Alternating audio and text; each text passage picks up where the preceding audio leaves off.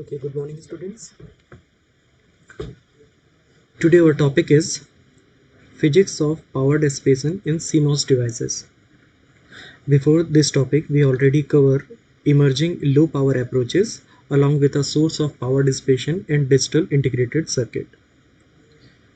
So before this lecture, I am suggesting you to please please go through the lecture number 1, 2 and 3, and after this you will see this you can see this lecture, so you can understand this lecture very well. Now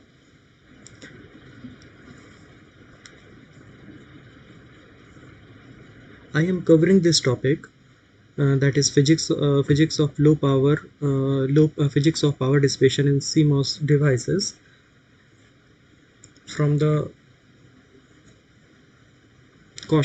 Roy book. I am taking this topic from the Kaushik Roy book. Okay, so ये वाला जो हमारा topic है, ये पढ़ने की हमें ज़रूरत इसलिए है क्योंकि जो भी हमारा CMOS डिवाइसेस है, CMOS stands for complementary metal oxide semiconductor. Okay, complementary metal oxide semiconductor means it is a combination of PMOS and NMOS. ठीक है, तो अगर मुझे कोई भी टॉपिक अगर मुझे CMOS स्टडी करना है, it means that first we have to study the PMOS, after it we have to study the NMOS, और जब हम PMOS NMOS और उनके कॉम्बिनेशन को स्टडी करेंगे तभी हम CMOS को अच्छे से समझ पाएंगे. बात यहाँ तक क्लियर है सभी लोगों को? सभी को यहाँ तक बात क्लियर है? ठीक है, अच्छा. तो PMOS और NMOS को स्टडी करने से पहले या कोई भी मेटल ऑक्साइड सेमीकंडक्टर, कोई भी फेट को स्टडी करने से पहले हमें तो ये देखना पड़ेगा कि वो बना कैसा है. उसके लिए हमें फैब्रिकेशन के स्टेप्स देखने होंगे. ठीक है, और फैब्रिकेशन के स्टेप्स देखने से पहले, फैब्रिकेशन के स्टेप देखने से पहले हमें उसको और भी स्मॉल स्केल में हमें उसको स्टडी करना होगा, है ना. उसको जियोमेट्रिक लेवल कहा जाता है. ठीक है, या मटेरियल लेवल कह सकते हैं. बात समझ में आई? तो जब हम किसी भी ट्रांजिस्टर को इम्प्लीमेंट करते हैं, तो ट्रांजिस्टर को इम्प्लीमेंट करने से पहले हम ये देखते हैं कि when we want to implement transistor, so for this purpose we are taking the oxide layer, we are taking the metal layer, we are taking the semiconductor layer, है ना. और जब हम लोग मेटल, सेमीकंडक्टर और ऑक्साइड ये सबको हम आपस में जॉइंट करते हैं, और उनकी फिजिक्स स्टडी करते हैं कि उनमें कैसे चेंजेस हो रहे हैं, तब हमें ये समझ में आता है कि वोल्टेज चेंज करने से क्या इफेक्ट होता है. ठीक है, तो ये सब स्टडी करना ही हमारा इस टॉपिक के अंदर है ना. Physics of power dissipation in CMOS device के अंदर हम यही सब स्टडी करेंगे. क्लियर बात है यहाँ तक सभी को? ठीक है, तो before starting the MOSFET, first we will study the MIS. MIS stands for metal insulator semiconductor, या कुछ जगह इसको MOS भी लिखा जाता है ना. MOS कैपेसिटेंस भी लिखा जाता है. ठीक है, तो सबसे पहले हम इसके स्ट्रक्चर को देखते हैं. क्लियर बात है? तो देखिए, जब हम कोई भी ट्रांजिस्टर इम्प्लीमेंट करते हैं तो सबसे पहले बॉटम में होता है हमारा semiconductor. This semiconductor can B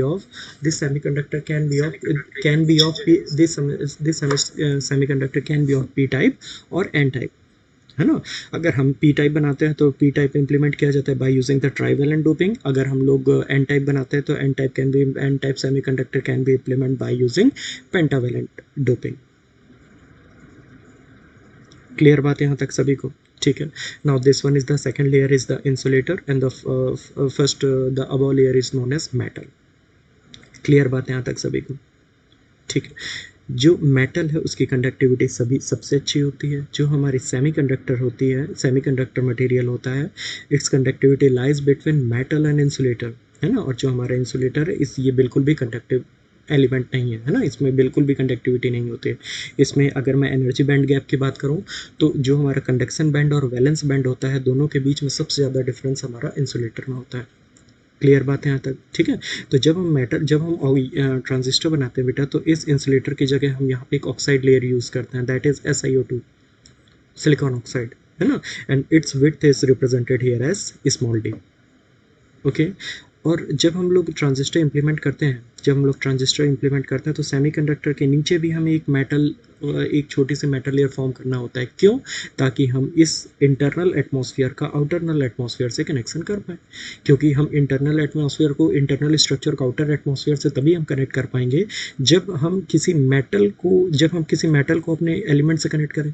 यहाँ पे तो बाय डिफ़ॉल्ट मेटल है अबव में, तो यहाँ पे हम डायरेक्टली यहाँ से एक टर्मिनल जॉइंट करके एक सप्लाई वोल्टेज प्रोवाइड कर सकते हैं। लेकिन हमें यहाँ पे एक नीचे डायरेक्टली हम ऐसा नहीं कर सकते, तो हमें यहाँ पे नीचे स्मॉल विड्थ की हमें एक मेटल लेयर फॉर्म करना होता है, after which we can provide the potential to this semiconductor।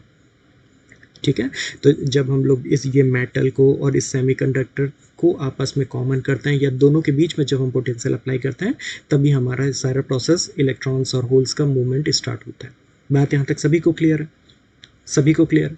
जो हमारा मेटल होता है, in any metal there is a huge quantity of electrons. किसी भी मेटल की अगर मैं बात करूँ तो वहाँ पे इलेक्ट्रॉन्स की ह्यूज क्वांटिटी होगी, है ना। और सेमीकंडक्टर में जब हम एक पोटेंशियल अप्लाई करते हैं, उस पोटेंशियल के ऊपर हमारा इलेक्ट्रॉन्स कंडक्शन स्टार्ट करते हैं। ठीक है, तो जिस पोटेंशियल के ऊपर हमारे इलेक्ट्रॉन्स कंडक्शन करना स्टार्ट करते हैं, जिस पोटेंशियल के ऊपर हमारे इलेक्ट्रॉन्स कंडक्शन करना स्टार्ट करते हैं, उस पोटेंशियल को कहा जाता है थ्रेशोल्ड वोल्टेज, हम कह सकते हैं। बात यहाँ तक सभी को क्लियर है?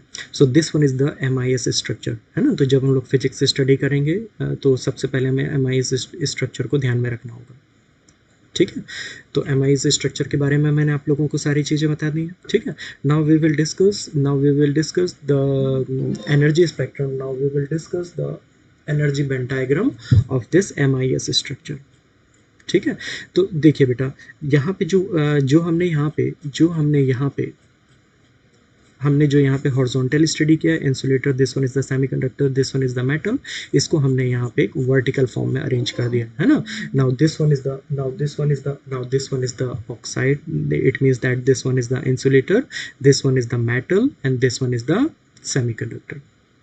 बात यहाँ तक क्लियर है? ठीक है, अब आप अगर ऊपर वाली जो लाइन है, अगर आप ये जो ऊपर वाली लाइन है, इसको आप कह सकते हैं this one is the vacuum level, है ना। तो जब भी हम किसी भी एनर्जी को स्टडी करते हैं, जैसे आप लोगों को पता होगा when we discuss the energy band diagram in basic electronics, तो हमने वहाँ पे देखा है कि दो बैंड जनरली स्टडी किए जाते हैं, एक वैलेंस बैंड और एक होता है कंडक्शन बैंड। ठीक है, लेकिन ये दोनों की एनर्जी को हम हमेशा वैक्यूम के कंपैरिजन में स्टडी करते हैं, है ना। तो that's why we have to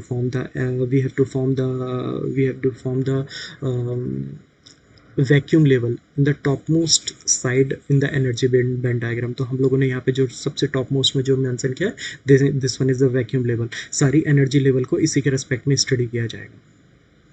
बात यहाँ तक क्लियर है? अब अगर मैं आप यहाँ पे आता हूँ, इस तरफ आता हूँ, तो आप यहाँ पे देखेंगे this one is the metal side, है ना, this one is the metal side. अब ये देखो, मेटल साइड में ये जो है, ये हमारा फर्मी एनर्जी लेवल है, ये हमारा फर्मी एनर्जी लेवल है। क्लियर बात है? और वैक्यूम लेवल से फर्मी एनर्जी लेवल के बीच का जो डिफरेंस है, इसको कहा जाता है वर्क फंक्शन, इसको कहा जाता है वर्क फंक्शन। बात यहाँ तक क्लियर है? Now what is the mean of work function? Work function is nothing but a energy after which the electron is free and move towards the vacuum level, है ना। जितनी एनर्जी गेन करने के बाद कोई भी इलेक्ट्रॉन अपने वैक्यूम लेवल में रीच करता है, उसे हम कहते हैं वर्क फंक्शन। ठीक है, अब ये जो ऑक्साइड है, अब यहाँ पे देखिएगा, ये जो ऑक्साइड है तो हमारा इंसुलेटर है। तो when we are dealing with the insulator, so we know that in the case of insulator there is the huge difference of energy level between the conduction band and valence band, है ना। जैसे आपको semiconductor में दिख रहा है ना बेटा, यहाँ पे आप देखेंगे सेमीकंडक्टर में आपको दिख रहा है ये हमारी ऊपर वाली लाइन है कंडक्शन लेवल, नीचे वाली लाइन है वैलेंस बैंड। ऊपर वाली लाइन है कंडक्शन एनर्जी, नीचे वाली लाइन है वैलेंस एनर्जी लेवल, है ना। तो यहाँ पे कंडक्शन एनर्जी और वैलेंस एनर्जी के बीच का डिफरेंस कम है ना। लेकिन अगर मैं सेमीकंडक्टर की ये ऑक्साइड की बात करूँ या इंसुलेटर की बात करूँ, तो there is a huge difference between the conduction energy and valence energy level. इसलिए हम यहाँ पे कोई भी लाइन ड्रॉ नहीं कर सकते कंडक्शन और वैलेंस बैंड के लिए। ठीक है, now this one is the width of the insulator, जिसको हमने ऑलरेडी यहाँ पे एक्सप्लेन किया है। क्लियर बात है? यहाँ तक सभी को समझ में आ गया होगा आई थिंक। ठीक है। देखो जैसे यहाँ पे फर्मी एनर्जी लेवल से वैक्यूम लेवल तक के बीच का जो डिफरेंस होता है that is known as work function. Same case is repeated in the case of semiconductor. Semiconductor में भी वैसे ही होता है बेटा, जो कंडक्शन बैंड होता है और जो वैलेंस बैंड होता है उसके बीच में एक इंट्रिंसिक एनर्जी लेवल होता है। Now what is the mean of intrinsic energy band? देखिए हमको पता है कि जो भी सेमीकंडक्टर होते हैं there are the two types of semiconductor, one is known as intrinsic and another one is known as extrinsic, है ना। इंट्रिंसिक मीन्स प्योर सेमीकंडक्टर, उसमें कोई भी इम्प्योरिटी नहीं होती। तो जो हमारे इंट्रिंसिक सेमीकंडक्टर होता है उसमें जो हमारा एनर्जी बैंड होता है वो मिड वे में लाई करता है between conduction band and valence band. But when we are dealing with the p-type semiconductor or n-type semiconductor, in that case this intrinsic energy level नीचे की ओर लाई करता है या फिर moves toward the below of intrinsic level, और it will move upward to the intrinsic energy level। बात समझ में आई? अगर हम पी टाइप सेमीकंडक्टर की बात करते हैं तो पी टाइप सेमीकंडक्टर में जो भी हमारा फर्मी लेवल होता है या एनर्जी बैंड होता है वो हमारा बिलो लाई करता है इंट्रिंसिक एनर्जी लेवल के। और अगर मैं एन टाइप सेमीकंडक्टर यूज़ करता तो उसमें हमारे ये जो आप लोगों को डैश वाली जो लाइन दिख रही है ये हमारे इंट्रिंसिक लेवल के ऊपर में लाई करते हैं। बात यहाँ तक सबको समझ आई? Now the difference between same जैसे यहाँ से फर्मी एनर्जी से वैक्यूम के बीच के डिफरेंस को वर्क फंक्शन कहा जाता है, same is repeated in the case of semiconductor. यहाँ पे भी जो भी हमारा फर्मी एनर्जी लेवल है और वैक्यूम लेवल है दोनों के बीच का जो डिफरेंस है इस डिफरेंस को हम लोग कहेंगे वर्क फंक्शन, है ना। तो मेटल के केस में वर्क फंक्शन हो गया Q5M, और जो हमारा वैलेंस बैंड किया सेमीकंडक्टर के केस में जो हमारा वर्क फंक्शन हो गया वो हमारा Q5M हो गया, Q5S हो गया। यहाँ पे हमने 5M लिया था, we are considering 5S। Clear यहाँ तक सभी को समझ में आया? ठीक है। अच्छा, जब इंट्रिंसिक लेवल की हम लोग बात करते हैं, मैंने बताया था मिड वे में लाई करता है। तो अगर यहाँ से EC और EG के बीच के डिफरेंस को अगर मैं EG कहूँगा बैंड गैप कहूँगा, जिसको EG से रिप्रेजेंट किया गया है, तो दोनों के बीच के जो यहाँ से लेकर यहाँ तक का डिफरेंस EG/2 हो जाएगा, सेम यहाँ से लेकर यहाँ तक का EG/2 हो जाएगा। बात यहाँ तक सबको समझ में आई? सबको यहाँ तक क्लियर है? Difference between EF and EI is known as potential that is required to convert any semiconductor into an intrinsic semiconductor, है ना। अगर किसी को भी इतनी एनर्जी मिल जाएगी तो ये जो हमारा पोटेंशियल है ये हमारा ओवरलैप हो जाएगा। बात यहाँ तक सबको क्लियर है ना। ये तो हमने किस केस में स्टडी किया बेटा? ये हमने न्यूट्रल केस में स्टडी किया। Neutral case it means that there is the no potential in between the metal and semiconductor. हमने यहाँ पे कोई पोटेंशियल अप्लाई नहीं किया। बात यहाँ तक सबको समझ में आई? हम लोग यहाँ पे V = 0 के केस में यहाँ पे ये सब स्टडी किया। क्लियर बात है? अब देखो बेटा, यहाँ पे 3 कंडीशंस अप्लाई होती हैं when we are providing the positive voltage. जैसे हम लोग यहाँ पे 0 वोल्टेज प्रोवाइड करके स्टडी किए हैं, तो जब हम लोग 0 वोल्टेज प्रोवाइड करके स्टडी किए हैं तो यहाँ पे सारे बैंड्स आपको, सारी लाइन्स आपको फ्लैट दिख रही हैं, है ना। लेकिन जब हम यहाँ पे इस V की वैल्यू चेंज करेंगे, what is V? V is the potential between this metal and this semiconductor, है ना। मैंने आप लोगों को भी थोड़ी देर पहले बताया है, इस मेटल और सेमीकंडक्टर को जब हम आपस में कनेक्ट करते हैं तभी तो हमारा इलेक्ट्रॉन्स का मूवमेंट स्टार्ट होता है ना। तो क्या इलेक्ट्रॉन्स मूव करते हैं, ऑफसाइड को ओवरलैप कर जाते हैं, पार कर जाते हैं, ये सब हमें देखना है। बात यहाँ तक सबको समझ में आई? Now this work function can calculated by this mathematical equation, है ना। यहाँ पे मैथमेटिकल वर्क फंक्शन को कैलकुलेट करने के लिए, सेमीकंडक्टर के वर्क फंक्शन को कैलकुलेट करने के लिए ये मैथमेटिकल फंक्शन दिया हुआ है, ये आप लोग यहाँ पे चेक कर सकते हैं। क्लियर बात यहाँ तक सभी को? Now here we have to study the 3 different case. कौन कौन से केस? पहला केस हमारा वो होगा जिसमें हम लोग इस V की वैल्यू को पॉजिटिव अप्लाई करेंगे, है ना। अच्छा, V की वैल्यू को पहला हम लोग केस होगा V की वैल्यू को पॉजिटिव अप्लाई करेंगे। दूसरा केस होगा V की वैल्यू को बहुत ज़्यादा पॉजिटिव अप्लाई करेंगे। तीसरा केस होगा V की वैल्यू को हम नेगेटिव अप्लाई करेंगे। बात समझ में आई, है ना। It means that we assume any polarity, we assume any potential with respect to zero. Why with respect to zero? क्योंकि जो भी हम यहाँ पे पोटेंशियल अप्लाई करेंगे ना बेटा, हम उसको इस सेमीकंडक्टर के इस ग्राउंड लेवल से कंपेयर करके स्टार्ट करेंगे। यहाँ पे तो हमेशा जीरो ही है ना। तो अगर जीरो के रेस्पेक्ट में हम यहाँ पे कुछ पॉजिटिव वोल्टेज प्रोवाइड करेंगे तो हम इसको पॉजिटिव पोटेंशियल कहेंगे। अगर इस जीरो के रेस्पेक्ट में हम, क्योंकि ये जीरो है, अगर इसके रेस्पेक्ट में कोई नेगेटिव पोटेंशियल अप्लाई करेंगे तो हम उसको नेगेटिव वोल्टेज बोलेंगे। बात यहाँ तक सभी को समझ में आई? ठीक है। तो इसके बेसिस में हमें 3 डिफरेंट रीजन्स मिलते हैं, है ना। इसके बेसिस पे हमें थ्री डिफरेंट लेयर्स मिलते हैं, थ्री डिफरेंट बिहेवियर्स मिलते हैं हम लोगों को यहाँ पे एनर्जी बैंड डायग्राम के। बात यहाँ तक सभी को क्लियर है? ठीक है। पहला केस क्या होता है, ध्यान दीजिएगा। पहला केस क्या होता है बेटा, जब हम लोग इस वोल्टेज की वैल्यू को, किन के बीच के voltage, metal and semiconductor, when we are providing the difference between metal and semiconductor, when we are providing the potential difference between metal and semiconductor as positive voltage, at that time ध्यान रखिएगा, उस समय क्या होगा, जो भी हमारा metal का जो भी एनर्जी लेवल होगा, आप इसको सीधे से ऐसे ही समझ सकते हैं, यहाँ से भी समझ सकते हैं, है ना। यहाँ से ही समझ सकते हैं आप इसको डायग्राम से, कि जब हम पॉजिटिव अप्लाई करेंगे तो यहाँ पे पूरे पॉजिटिव चार्जेस आ जाएंगे, है ना। ये अगर मैं यहाँ पे नेगेटिव वोल्टेज अप्लाई करूँगा तो यहाँ पे पूरा नेगेटिव पोटेंशियल आ जाएगा, है ना। यहाँ पे पूरा नेगेटिव पोटेंशियल आ जाएगा, नेगेटिव पोटेंशियल आएगा, ध्यान रखिएगा, जब यहाँ पे नेगेटिव पोटेंशियल आएगा तो क्योंकि सेमीकंडक्टर्स में किसकी क्वांटिटी ज़्यादा है, मेजॉरिटी कैरियर होल्स, तो जो सारे होल्स हमारे किस तरफ मूव करना स्टार्ट करेंगे, हमारे इंसुलेटर की तरफ मूव करना स्टार्ट करेंगे, लेकिन ऑक्साइड लेयर को वो पार नहीं कर पाएंगे because this one is the insulator. तो सारे जो भी होल्स हैं वो यहाँ पे गैदर्ड हो जाएंगे, वो यहाँ पे एक्यूमुलेट हो जाएंगे। बात समझ में आई? So this condition is known as accumulation condition. I repeat it again. When we are providing the negative potential, it means that the potential of metal is less than compared to the potential of semiconductor, है ना। तो जब मैं negative voltage provide करूंगा तो इस negative voltage के कारण जितने भी यहाँ पे होल्स रहेंगे, होल्स सारे मूव करेंगे टुवर्ड्स द इंसुलेटर, है ना। टुवर्ड्स द इंसुलेटर मूव करेंगे तो यहाँ पे ज़्यादा क्वांटिटी में होल्स, पहले तो पूरे में यूनिफॉर्मली डिस्ट्रीब्यूटेड है, लेकिन जब पोटेंशियल डिफरेंस अप्लाई करेंगे तो वो एक तरफ, जब पोटेंशियल डिफरेंस अप्लाई करेंगे तो इस इंसुलेटर लेयर के चारों तरफ गैदर्ड हो जाएंगे, यहाँ पे इसकी बाउंड्री में, है ना, दोनों के बीच में जो भी जॉइंट है यहाँ पे एक्यूमुलेट हो जाएंगे। So this condition is known as accumulation condition. बात सबको समझ में आई है? ठीक है। तो जब हम लोग एक्यूमुलेशन कंडीशन की बात करते हैं ना बेटा, तो एक्यूमुलेशन कंडीशन में क्या होगा कि देखो, एक्यूमुलेशन कंडीशन में क्या होगा कि जो भी हमारा ये मेटल का जो भी फर्मी एनर्जी बैंड है ना, मेटल का फर्मी एनर्जी बैंड है, ये हमारा ऊपर साइड मूव करेगा, है ना।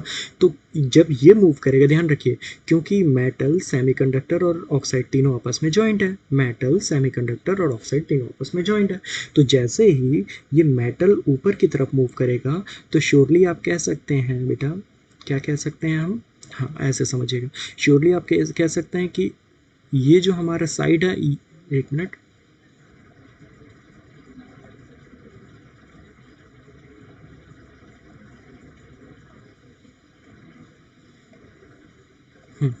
तो श्योरली आप क्या कह सकते हैं, श्योरली आप कह सकते हैं कि ये जो, एक मिनट यहाँ पे,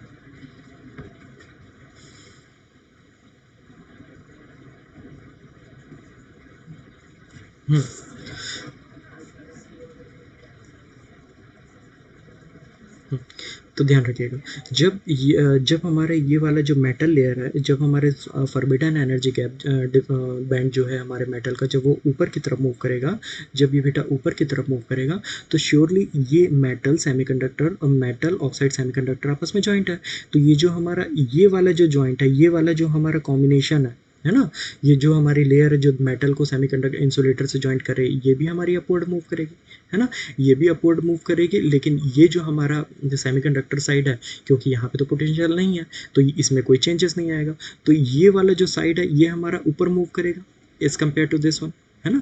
तो जब ये वाला साइड मूव करेगा, ध्यान रखिए बेटा, जब ये वाला साइड मूव करेगा तो आप ये देखिएगा कि जो हमारा फॉरबिडन एनर्जी पहले मेटल और सेमीकंडक्टर का इक्विवेलेंट था, अब वो कितना डिफरेंस में आ गया, यहाँ से लेकर यहाँ तक का जो डिफरेंस है अब ये दोनों में आ गया। बात यहाँ तक सबको समझ में आ रही है? ठीक है, दोनों के बीच में कितना डिफरेंस आ रहा है यहाँ तक समझ में आ गई सभी को बात? ठीक, तो ये जो डिफरेंस है, इतना पोटेंशियल अप्लाई किया गया होगा, इसका मतलब इतना पोटेंशियल अप्लाई किया गया है जिसके कारण फॉरबिडन जो मेटल का फॉरबिडन एनर्जी बैंड है वो ऊपर चले गया है एज कम्पेयर टू सेमीकंडक्टर के फॉरबिडन एनर्जी गैप से। तो इसीलिए जो हमारे पहले फ्लैट बैंड था, अब वो इस जॉइंट के अक्रॉस, अब वो इस जॉइंट के करीब हमारा थोड़ा सा टिल्ट हो गया, है ना, क्योंकि ये मूव किया है और ये फिक्स्ड है, तो अगर ये मूव कर रहा है तो श्योरली इसके जॉइंट के कारण ये भी थोड़ा सा मूव होगा, है ना। तो जो भी हमारे जॉइंट के पास में इंसुलेटर और सेमीकंडक्टर का जो भी कॉम्बिनेशन वो है जो हमारा, वो वहाँ पे हमारा जो भी जो हमारा फ्लैट बैंड था, अब वो थोड़ा सा कर्व शेप में, जो हमारा एनर्जी बैंड था वो थोड़ा सा कर्व्ड शेप में मूव हो जाएगा। बात समझ में आई यहाँ तक सभी को, है ना। This one is the case when we are providing the negative bias. बात यहाँ तक सभी को समझ में आई है, ठीक है। अच्छा, एक चीज़ आप ध्यान रखिएगा, यहाँ पे अभी भी जो हमारा फॉरबिडन एनर्जी बैंड है, फॉरबिडन एनर्जी बैंड है, वो हमेशा वो हमारा फ्लैट है ना। फॉरबिडन एनर्जी बैंड है वो हमारा फ्लैट है, क्योंकि हमारे जो फ्री इलेक्ट्रॉन्स है वो हमारा मूव होने स्टार्ट नहीं हुआ है। बात यहाँ तक सभी को क्लियर है, ठीक है। अब हम दूसरी कंडीशन स्टडी करते हैं। क्या दूसरी कंडीशन है बेटा? Now we are providing the positive voltage. So when we are providing the positive voltage, तो अब जो हमारे मेटल का जो भी हमारा फॉरबिडन एनर्जी के सेंटर में था, अब वो किस तरफ मूव कर गया? अब वो डाउनवर्ड मूव किया। अब वो डाउनवर्ड मूव किया तो definitely the joint between the metal and semiconductor joint downward. तो अगर ये डाउनवर्ड मूव होगा तो श्योरली, अगर ये डाउनवर्ड मूव होगा तो इसमें इसमें भी फर्क पड़ेगा। तो जिसके कारण जो हमारे एनर्जी बैंड डायग्राम है, अब वो डाउनवर्ड शेप में मूव हो जाएगा, ठीक। अब यहाँ पे एक चीज़ आपको बहुत ध्यान रखनी है, अभी हमने पॉजिटिव वोल्टेज प्रोवाइड किया है लेकिन वो एक थ्रेशोल्ड के नीचे है ना। अभी हमने पॉजिटिव वोल्टेज प्रोवाइड किया लेकिन वो एक थ्रेशोल्ड के नीचे है। इसी कारण जो हमारी एनर्जी, जो हमारे इंट्रिंसिक एनर्जी लेवल है, वो अभी भी फॉरबिडन एनर्जी गैप के ऊपर है, यहाँ पे अगर आप जॉइंट में देखेंगे तो। बात समझ में आई? बात समझ में आई। अच्छा, इस केस में क्या होगा बेटा? जब हम लोग इस केस की बात करते हैं ना, तो इस केस में क्या होगा कि जब हम लोग पॉजिटिव वोल्टेज अप्लाई करते हैं, देखते हैं, है ना, जब हम लोग पॉजिटिव वोल्टेज अप्लाई कर रहे हैं तब क्या होगा? जब हम लोग पॉजिटिव वोल्टेज अप्लाई कर रहे हैं ना बेटा, जब हम लोग पॉजिटिव वोल्टेज अप्लाई कर रहे हैं तो ध्यान दीजिए, जब हम लोग पॉजिटिव वोल्टेज अप्लाई कर रहे हैं मतलब the metal potential is positive as compare to the potential of semiconductor. मतलब यहाँ पे सारे पॉजिटिव पॉजिटिव चार्जेस आ जाएंगे, है ना, यहाँ पे सारे पॉजिटिव चार्जेस आ जाएंगे। तो इसका मतलब ये हुआ कि इसका मतलब क्या हुआ कि जो भी हमारे होल्स हैं, होल्स में हमारे पॉजिटिव चार्ज होता है, तो होल्स हमारे रिपल करेंगे इस लेयर से अपोजिट तरफ, है ना। तो जब हमारे होल्स अपोजिट तरफ रिपल करेंगे तो श्योरली यहाँ पे एक आयंस की एक प्लेट बन जाएगी, यहाँ पे एक आयंस एक्यूमुलेट हो जाएंगे, है ना। लेकिन ये सारे आयंस मूवेबल नहीं रहेंगे, है ना, क्योंकि जब हमारे होल्स एक जगह से दूसरी जगह मूव करते हैं तो आयंस को छोड़ देते हैं, है ना। लेकिन ये जो आयंस यहाँ पे रहेंगे वो हमारे मूव नहीं करेंगे, ठीक है। तो इन अनमूवेबल इन मोबाइल चार्जेस के कारण, ये जो हमारे इंसुलेटर लेयर है, इसकी विड्थ हम बोल सकते हैं थोड़ी सी इंक्रीज हो जाएगी, है ना। तो जो हमारे यहाँ पे जो इंक्रीज लेयर की विड्थ, जो इंसुलेटर की जो हमारी विड्थ इंक्रीज हो रही है ड्यू टू इमोबाइल आयंस, है ना, उसको हम कहते हैं डिप्लीजन। उसको हम क्या कहते हैं? डिप्लीजन बिहेवियर, है ना। तो पहला हम लोगों ने एक्यूमुलेशन बिहेवियर समझ लिया, this one is the depletion behaviour. बात समझ में आई? ठीक है। अब तीसरी कंडीशन क्या होती है? तीसरी कंडीशन, हाँ, और इस केस में कोई भी चार्जेस हमारे ऑक्साइड से पास नहीं हो पाते हैं। क्लियर है ना बात यहाँ पे बेटा? ऑक्साइड से कोई भी चार्जेस पास नहीं पाते। अब तीसरी कंडीशन में फिर से मैं यहाँ पे पॉजिटिव चार्ज अप्लाई कर रहा हूँ, लेकिन इस समय जो पॉजिटिव वोल्टेज है, पॉजिटिव पोटेंशियल है, which is greater than the threshold voltage. तो जब ये पॉजिटिव वोल्टेज ग्रेटर होगा थ्रेशोल्ड वोल्टेज से, जब ये पॉजिटिव वोल्टेज ग्रेटर होगा थ्रेशोल्ड वोल्टेज से, तो ध्यान रखना क्या होगा? अगर ये पॉजिटिव वोल्टेज ग्रेटर होगा थ्रेशोल्ड से, तो यहाँ पे जो माइनॉरिटी कैरियर होंगे, दैट इज इलेक्ट्रॉन्स, वो हमारे ऊपर की तरफ मूव होना स्टार्ट करेंगे, क्योंकि वो थ्रेशोल्ड से ऊपर हो गया। तो जब वो ऊपर जाना स्टार्ट करते हैं, ध्यान देना, जब वो ऊपर जाना स्टार्ट करते हैं तो ये जो इंसुलेटर और ये सेमीकंडक्टर की जो लेयर है, यहाँ पे एक मोबाइल साइन की एक लेयर बन जाती है। यहाँ पे क्या होता है बेटा? एक मोबाइल साइन की एक लेयर बन जाती है, सारे नेगेटिव इलेक्ट्रॉन्स यहाँ पे गैदर हो जाते हैं। पहले क्या थे? पहले सारे इमोबाइल्स आयंस थे, अब क्या हो जाएगा? अब सारे फ्री इलेक्ट्रॉन्स यहाँ पे गैदर्ड हो जाएंगे, है ना। तो सारे फ्री इलेक्ट्रॉन्स यहाँ पे गैदर्ड हो जाएंगे, ठीक है। तो जब यहाँ पे सारे फ्री इलेक्ट्रॉन्स गैदर्ड होना स्टार्ट हो जाते हैं तो इसका बिहेवियर एक एन टाइप मटेरियल की तरह हो जाता है। इसका बिहेवियर कैसा हो जाता है बेटा? एक एन टाइप मटेरियल की तरह हो जाता है। अब इसको अगर मैं एनर्जी बैंड डायग्राम से बताऊं तो आप एनर्जी बैंड डायग्राम से आप इसको कुछ ऐसा समझ सकते हैं। आप यहाँ पे देखेंगे कि जो भी हमारे इंट्रिंसिक एनर्जी बैंड है, अब वो लाई कर गया है below the forbidden energy can. है ना।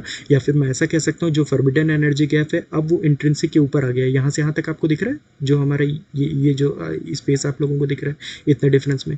तो मैंने आप लोगों को स्टार्टिंग में ही बताया था, when in the case of N type semiconductor the forbidden energy gap forbidden energy band lies above the intrinsic level. तो आप इस कंडीशन पे आप यहाँ पे बोल सकते हैं कि यहाँ पे ये एक एन टाइप मटेरियल की तरह बिहेव कर रहा है जो हमारा पी टाइप मटेरियल था। ठीक है। So this condition is known as inversion condition. This condition is known as inversion condition. ठीक है। तो आज की क्लास में हमारे जो हम लोगों ने फिजिक्स स्टडी कर रहे हैं, physics of semiconductor material, physics of CMOS, उसकी आज की क्लास में हमें सिर्फ यहीं तक स्टडी करना है। ठीक है। कि जब हम लोग 3 अलग अलग टाइप की मटेरियल्स को आपस में कंबाइन करते हैं तो एनर्जी गैप में कितना डिफरेंस आता है और किस पोलैरिटी में उनका बिहेवियर किस टाइप से चेंज होता है। ठीक है।